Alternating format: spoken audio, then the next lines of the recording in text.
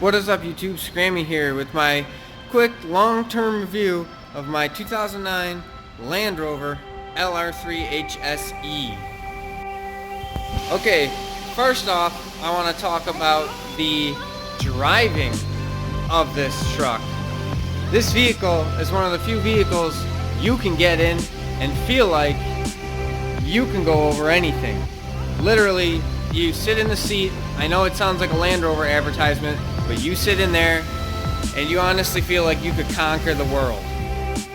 This truck, it's going on 10 years, actually past 10 years now, and I've never been broken down once. Knock on something, but I've never been left stranded. I've never had anything go wrong to the point of I can't drive any further. I did get a flat tire, but I can't honestly say that's the truck's fault. Repairs and maintenance, I'm going to consider these things stuff that I feel prematurely wore out. Okay, my lower control arms, any disco fan will let you know that the lower control arms on this puppy, they wear out. They wear out prematurely. I've replaced 3 of them to this date, and besides that, the only other thing that I had to replace more than once was an alternator. I had an original. I thought, hey, I got 100,000 miles. I will put a new alternator on it just because it's probably going to fail soon. Well, I did that, ended up getting a crappy alternator, and basically the truck went haywire while I was driving. And then I got a replacement for free, and the same thing happened. But now, I switched and went back to an original, and we're good to go again. As stated before, this Land Rover has what they call command seating.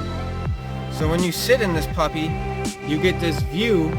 It looks like you could just conquer anything. It has a great smooth ride compared to many other 4x4s that are out there. This truck actually drives really well. Although I have put on Proud Rhino lift rods, so it's a little bit more lumbering down the road. But honestly, compared to, say, my wife's 2010 Nissan Pathfinder, it's worlds ahead. Now, my interior, the seats in this thing are great. They're very comfortable, very supportive. They got these nice grab handles on them instead of an oh shit bar for your passengers. Over 10 years, it's held together quite well, although it's starting to show its age. Here, you can see it's starting to peel, and there's a few minor scuffs. But other than that, this interior has held up really well. You all want to hear about is the reliability. All you hear is Land Rovers are junk, Land Rovers are junk. They break down, they're no good. Well, I gotta say one thing. As long as you keep up on this puppy, it is fairly reliable. I haven't had any issues. As I stated before, it's never left me stranded. Granted, if you've got a Toyota Camry budget, you do not want this truck. It does take more time and patience. There are things that you need to actually upkeep on this vehicle for it to last. But as long as you have a little know-how, you'll have no problems keeping this puppy on the road for years to come. The bad.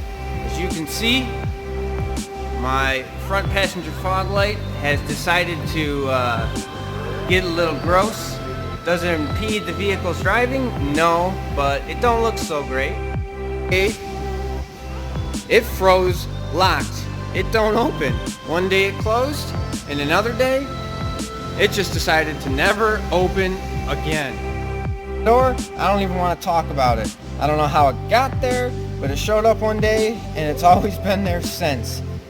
I weigh 148 pounds, and somehow my elbow crushed the door panel. And any other disco fan will come at me about this, but you know, you've got this very expensive vehicle, you know, looks great, drives great, and you got these door handles, okay? This is what you hear when you get in and out of your luxury truck.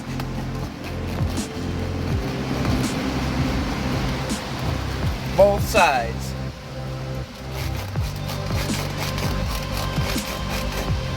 That's horrible. I have to say, through thick and thin, I love the truck.